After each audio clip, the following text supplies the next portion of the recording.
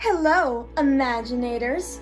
Welcome to Patty's Peculiarities. For today, we're going to be going over how to make these eyes. And you notice that you can put eyes on just about anything. Here I have eyes on a sketchbook. That was a dragon sketchbook. Here is a dragon eye actually on a canvas. Little tiny one. Here is a wolf eye that was done on a canvas board. Here's a different type of eye that was a fairy eye, and I even put eyelashes on this one, and that was a sketchbook. And then there is this dragon eye, which is done on a school binder that was plastic. So today we're going to go over kind of the general how to create the eyes and how to make that texture that makes that eyeball kind of stick out.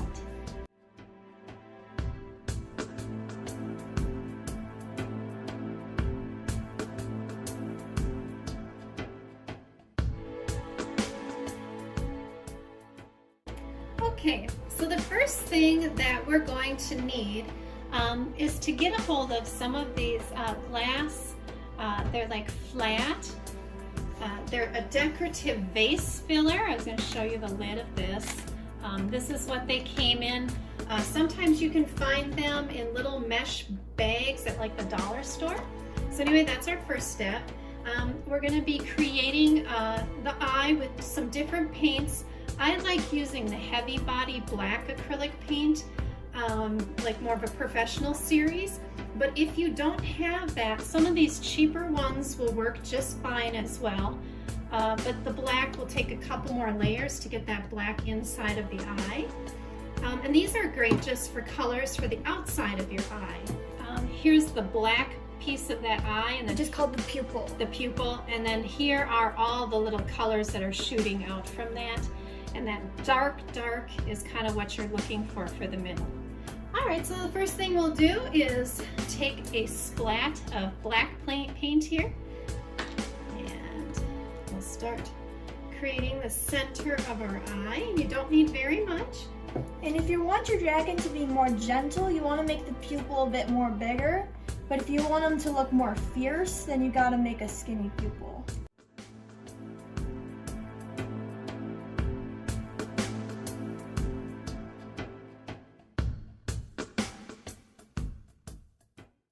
To take a toothpick and start pulling some of that black across.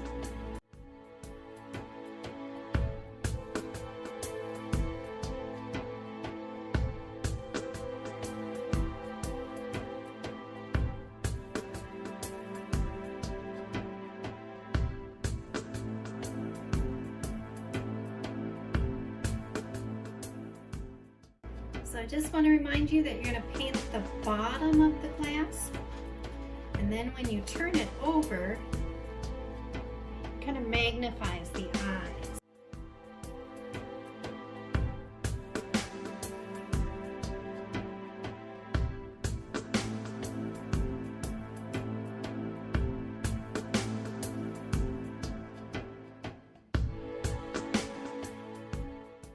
So we have finished the black part of our dragon eye. Make sure to let it dry before you start painting the colors onto it. Yeah, because otherwise everything you hit, it's going to be lifting it up. That's not a good idea. And the cat is in the video. Here we go. So anyway, so the next portion, we're going to be adding some color into the eye now. And so you want to, I like to start lighter on the inside near the pupil and then work my way darker to the outside. But it doesn't have to be that way. You could streak different colors throughout it. I guess this is where you just use your imagination for what do you want to see happen. And we're just going to go ahead and start painting that part.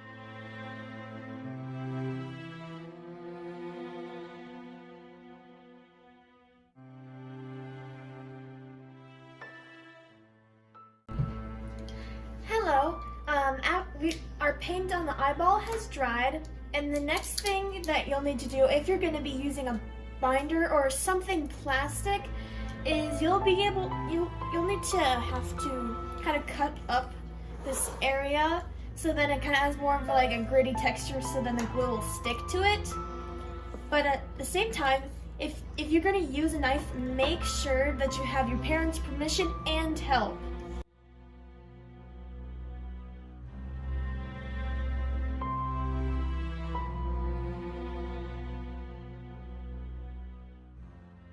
So now that she has put like a texture onto her plastic so that all this glue stuff will stick, and I've got my little canvas board out, we are going to glue down the eye.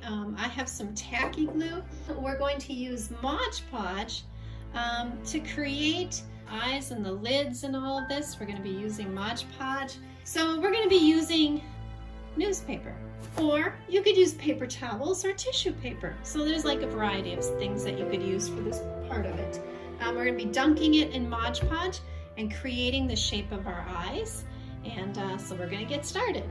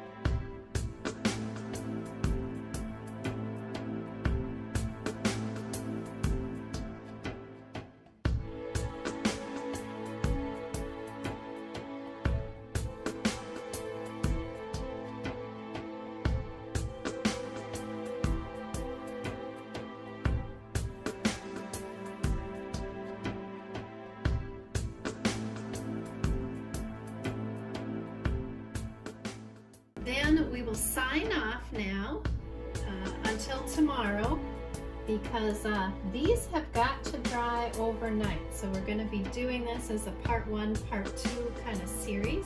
And I think that's it for now. So enjoy your dragon eyes.